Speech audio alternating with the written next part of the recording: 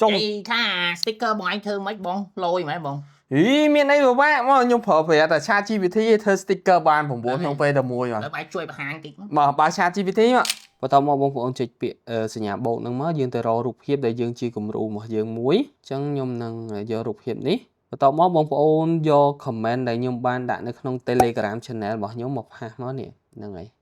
ចឹងបងប្អូនផាសមកឬមួយក៏បងប្អូនចង់ទៅសេអីខ្លួនឯងក៏បានដែរតែបងប្អូនត្រូវដាក់ពាក្យថា please create 9 sticker បន្ទាប់មកបងប្អូនចង់បន្ថែមបន្ថយតាក់ទងជាមួយ prompt ហ្នឹងបងប្អូនអាចបន្ថែមបន្ថយខ្លួនឯងបានបងប្អូនត្រូវរងចាំបន្តិចដើម្បីវា generate ជា sticker ជូនបងប្អូនណាអញ្ចឹងនេះគឺជា sticker មួយដែលយើងអាចយកទៅប្រើប្រាស់បានហើយនេះបងប្អូនអញ្ចឹងយើងទទួលបាន sticker 9អញ្ចឹងយើងចុចមកតែបើសិនជាបងប្អូនពេញចិត្តហើយបងប្អូនចុច save មក